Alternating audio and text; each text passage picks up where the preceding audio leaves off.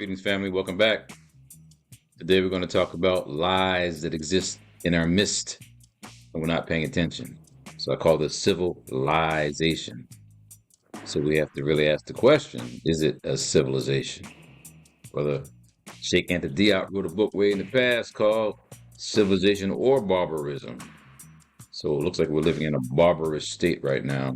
There's absolutely nothing civil about the world we're experiencing. Particularly, we are speaking about this experiment called the United States of America, Constitution.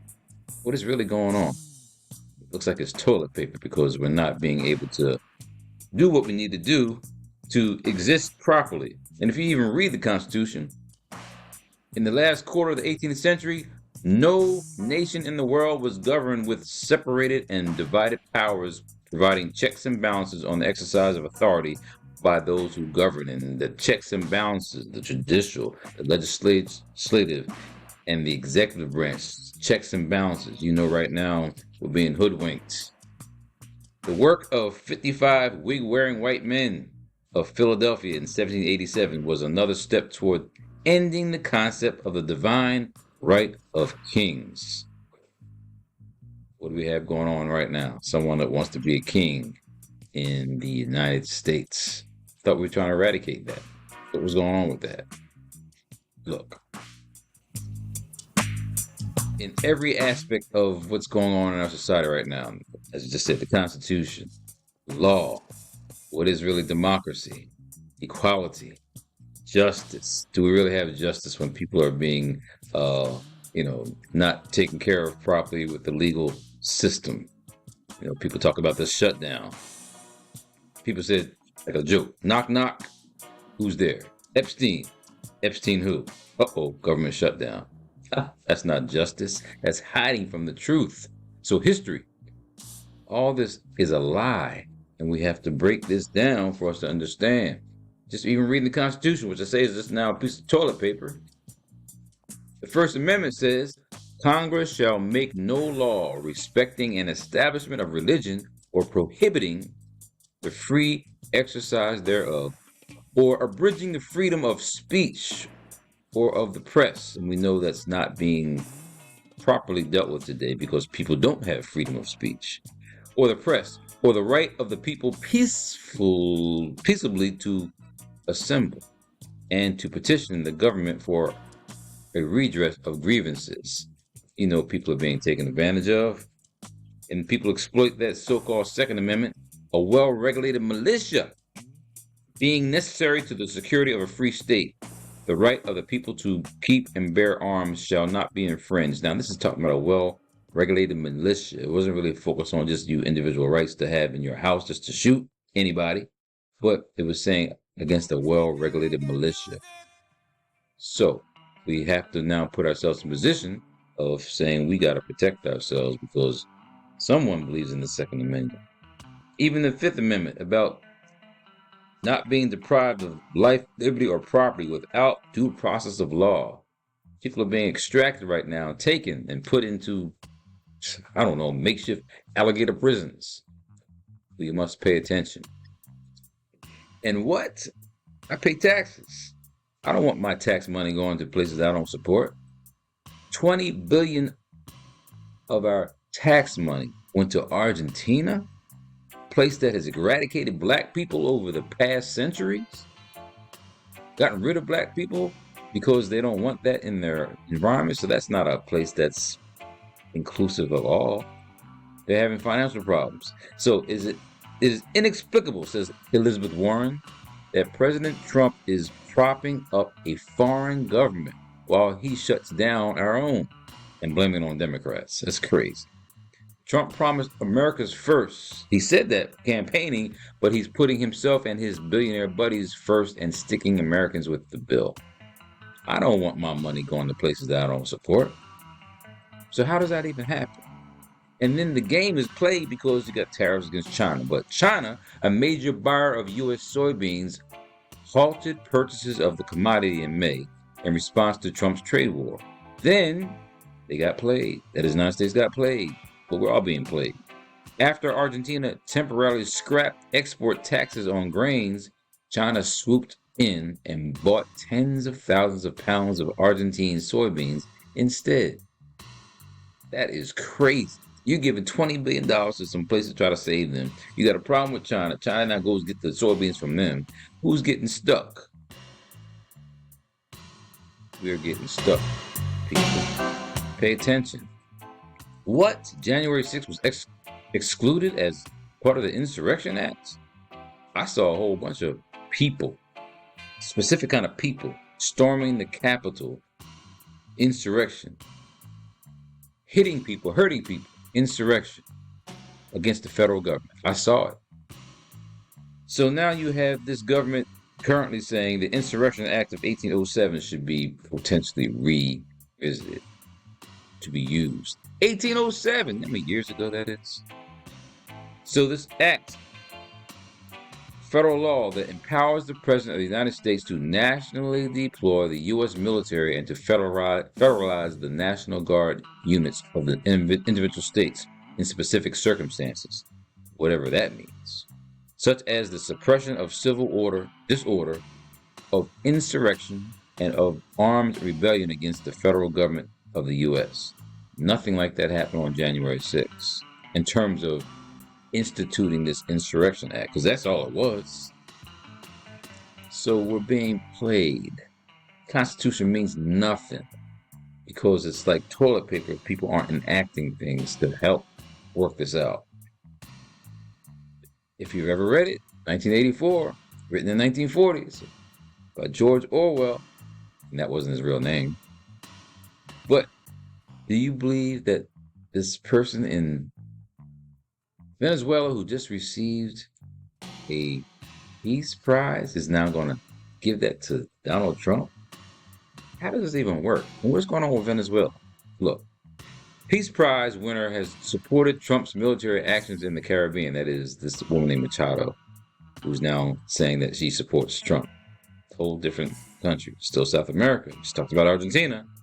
To the famous Orwellian slogan, "War is peace," we can now add a new variation. Peace Prize justifies war. We're living in a crazy world. Nothing seems to make sense. Another joke in your face. So Trump is mad he didn't win the Nobel Peace Prize. But by honoring Maria Corina Machado, the Nobel Committee, however they made a decision, had to be influenced, had to have their arm twisted behind the back, had to be maybe some sanctions, tariffs, something that was going on with a certain country, has endorsed his war against Venezuela. This continues Europe's MAGA groveling. So the Nobel Peace Prize just surrendered to Trump, not like just, physically given to him, but consciously he should be getting it because this woman in Venezuela who supports his work we're getting played. So Venezuela, be ready. War is coming. So when we say war is coming, there's a film it just came out called Orwell, 2 + 2 = 5. I'm going to play a little clip here because this really gets into the what we're feeling right now in the United States government. So watch this quick clip about this new movie. It's just a trailer, but it's really dynamic as we look at what's going on in America today.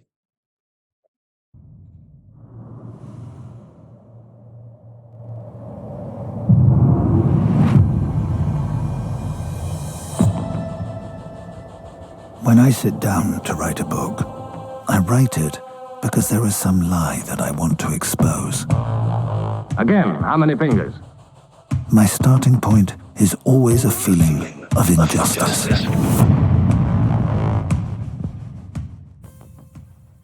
The very concept of objective truth is fading out of this world. I'm going to set down what I dare not say aloud to anyone. This prospect frightens me much more than bombs. The words democracy, freedom, justice have each of them several different meanings, which cannot be reconciled with one another.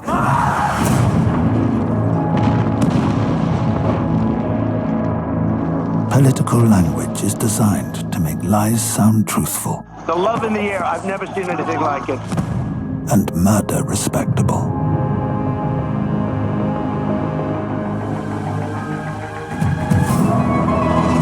Freedom is slavery. War is peace.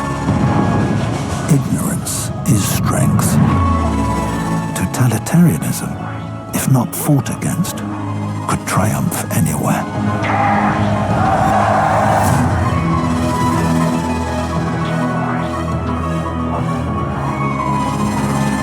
Do you begin to see then what kind of world we are creating?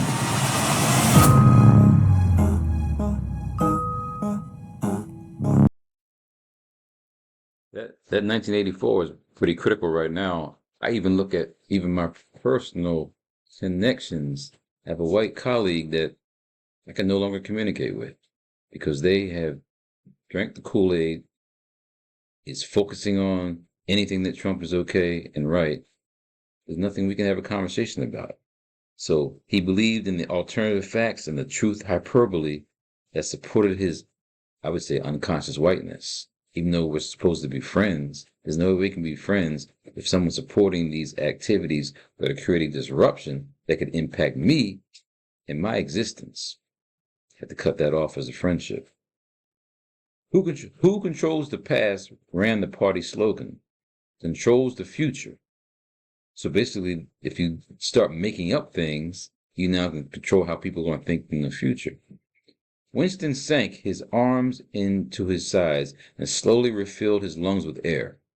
His mind slid away into the labyrinth of world of doublethink. So labyrinth meaning like a mixture of pathways. Doublethink, make you think twice about stuff. To know and not to know, to be conscious of complete truthfulness while telling carefully constructed lies, to hold simultaneously two opinions which canceled out, knowing them to be contradictory and believing in both of them, to use logic against logic, to repudiate morality while laying claim to it. Again, these Epstein files are probably the source of why we have so much disruption in the United States government, but it's impacting the world because of people's myopic viewpoint that just keep telling lies and like you're going to get away with it. No. Karma is vicious. So you read this book, you start to see Big Brother, the 2-minute hate speech, this double think, discussed a long time ago. There's a woman right now named Heather Cox. She's on YouTube, she's on social media. Excellent book she wrote called How the South Won the Civil War. There's just some passages in here that are just so critical to how we are operating today. And this is now, she's talking about what happened back in the 1850s. It says, even that didn't tell the whole story. In 1850, there were 347,525 slaveholders in America, out of a white population of about 6 million. In slave states, but fewer than 8,000 slaveholders owned more than 50 people, and fewer than 18,000 or 1,800 owned more than 100. By 1850, then, large planters made up less than 1% of the slaveholding population, even less of the national population of 23 million. They knew they were in numerical trouble. To retain their power in the federal government, they began to attack foundations of democracy, step by step, until they took over the Democratic Party and used it to try to take over the country. Now, this is 1850s. You know what happened with the 2024, 25 election and Project 2025. People have been planning for stuff like this for so many decades that we are blind to not know what's really going on. So when we say really going on, there's been a playbook. And this narcissistic megalomaniac that's right now carrying out things is like it never disappears in the colonizer's world.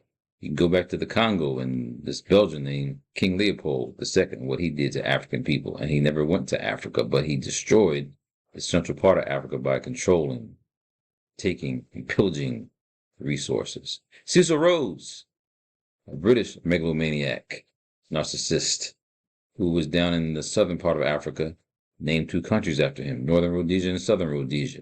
Wanted to extract the minerals and resources and take it back to Europe, primarily Britain. So you're talking about, again, this megalomaniac, narcissistic mentality has disrupted world relations. Adolf Hitler, you know about him.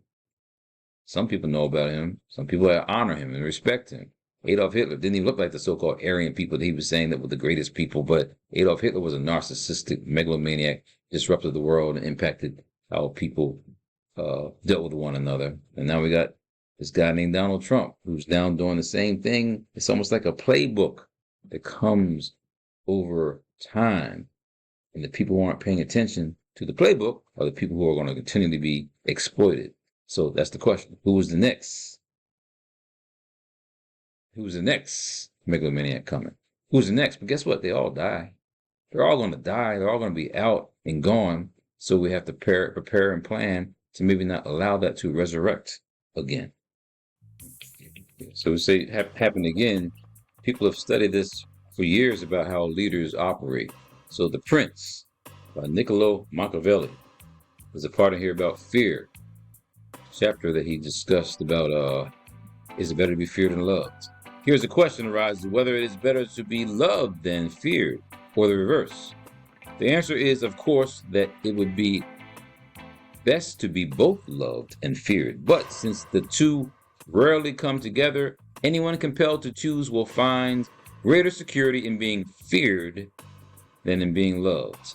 So we see now why the governmental structure is trying to create fear in everybody with these deployments of so-called military agents in people's communities rather than fighting foreign agents. They're now calling an enemy within.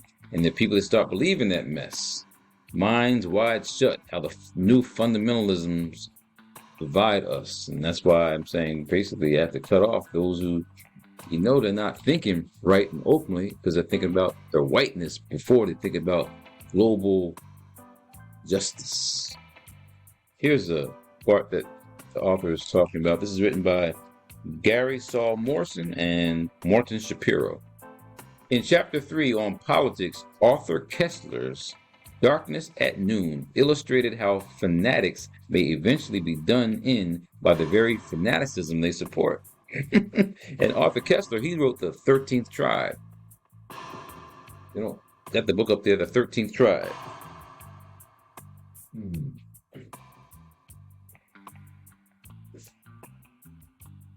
This is how the people that are there in Israel now claim to be the original Jews, and they're not. It's the 13th tribe. These are people from the Khazarian Empire.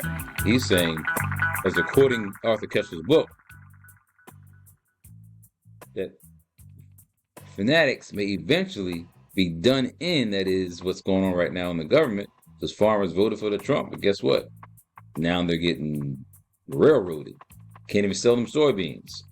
Then it was back to Anna Karenina to examine not just what people believe, but how they believe it. For Tolstoy and other great novelists, belief in a single word for many different states of mind. Self-deception and cognitive bias of many kinds are at work, and to arrive at beliefs authentically is difficult indeed. From Jane Austen on, self-deception has been a defining theme of the genre.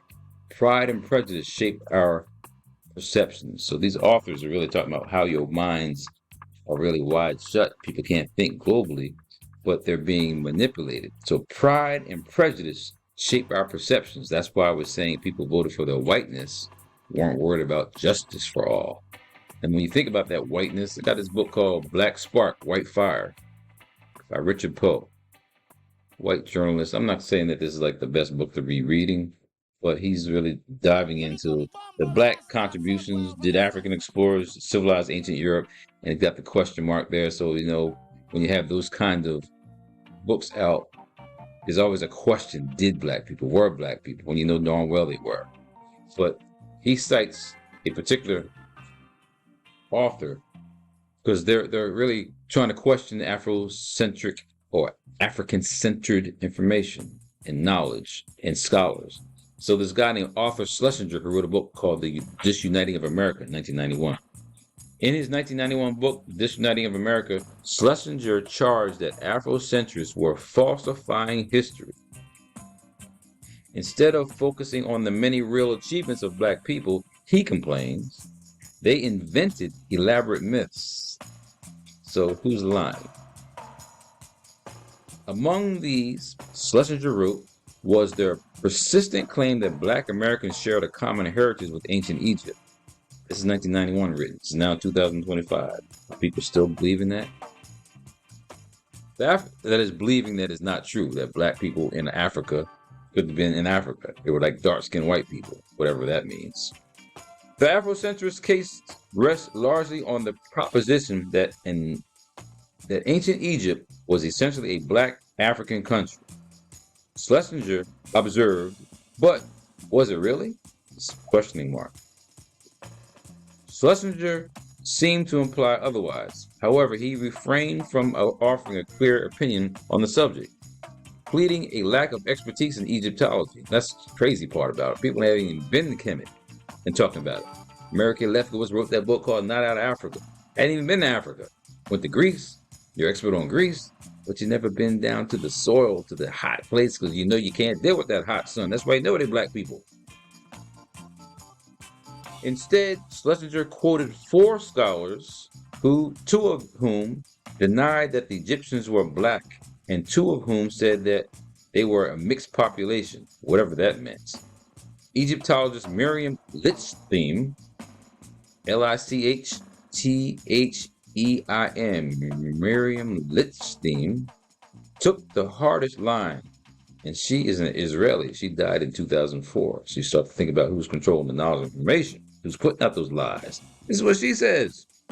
I do not wish to waste my time refuting the errant nonsense which is being propagated in the American Black community about Egyptians being Nubians and the Nubians being Black.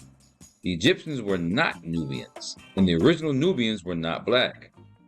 Nubia gradually became Black because Black people migrated northward out of Central Africa. The Nile Valley School, she has that in quotes because she's talking about shaking the D up, talking about, I've been sort of talking about the Nile Valley Conference that happened in Morehouse College in the 80s. Migrated northward. Nile Valley School is obviously an attempt by American Blacks to provide themselves with an ancient history linked to that of the high civilization of ancient Egypt. So this white woman, Jewish person, talking about Black people weren't in Black places like Africa. Lies! Lastly, Lies My Teacher Told Me by James Lowen. He's now passed. James passed away in August 19th, 2021. May his soul rest in peace, because this white man was trying to tell us the stories about what's happening in the classrooms. So let me conclude here with this.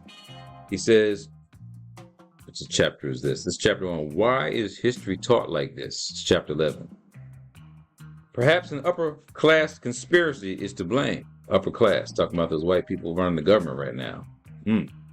Perhaps we are all dupes, manipulated by elite white male capitalists, Jeff Bezos, Peter Thiel, Elon Musk, does the list go on and on, who orchestrate how history is written as part of their scheme to perpetuate their own power and privilege at the expense of the rest of us. You know they're taking books out of they've already been taking books out of the classrooms, taking books out of the libraries, trying to cancel people so they can't get their message out. But social media has changed all that. But they're trying to control social media by controlling who controls the avenues of the internet. Certainly, high school history textbooks are so similar that they look like they might all have been produced by the same executive committee of the bourgeoisie. That's why some people don't want to watch nightly news. That's ABC, CBS, and NBC all gonna have the same stories. It's programmed. We're being programmed. And so that's why George Orwell said, he says in 1984, this is even Lowen talking about Orwell. In 1984, George Orwell was clear about who determines the way history is written. Who controls the present controls the past. Another little passage. The upper class, because we got to deal with why we are seeing all these lies. We're not living in a civilization, living in a Civi-LIE-zation. People lying to you every day because they're trying to maintain and control power. The upper class controls publishing, to be sure, but it does not extend to content, at least not if the books in question make money. So as long as they're making money off of it, they go ahead and put that out there. Prentice Hall, which published Who Rules America Now by William Domhoff, is owned by Simon & Schuster, which in turn is owned by Paramount, which used to be part of the conglomerate Gulf and Western. You know what? They're down in the Dominican Republic, places like that, controlling the resources. Tentacles. When we say conglomerate, that means you have your hands in everything. It's controlling the people by controlling the resources and what they have access to. But it is about to become part of something else. Savaging Inequalities, I have that by Jonathan Quazall, was published by Crown, part of Random House, which is in turn part of the Newhouse corporate empire. So these people keep buying up publishing houses to control the narrative, control the viewpoints. I think I have one more point about this. Yeah, so publishers would undoubtedly think twice before including hard-hitting account of Columbus. We said Columbus Day this October. This is October analysis of what's going on in the world. They had Columbus Day, and you now have people who want to call it Indigenous Peoples Day. We went through this for several years, and now the white man that's in the White House wants to call this white holiday again and bring it back. He who controls the narrative controls the people. He who controls the people has nothing to fear. So it says in chapter 2, I use genocide to refer to the destruction of the Arawaks in the Caribbean. When scholars use the same term in applying for a grant for a television series on Columbus from the National Endowment for the Humanities, the endowment rejected them. It says Lynn Cheney, not Liz Cheney, but Lynn Cheney said that the world was a problem. The entire project, 1492, Clash of Visions, was too pro-Indian for the endowment. It's okay to talk about the barbarism of the Indians, but not about the barbarism of the Europeans, according to the series producer. I tell you, lies are all around us. That's why we're not really living in a democracy. If you can't say what you want to say, the Constitution is basically toilet paper. Toilet paper doesn't mean anything if you can't follow it. So we have to be against this king mentality and start focusing on, again, gaining knowledge, maintaining your mind, getting that strength. Thank you for spending time with me. We'll be back.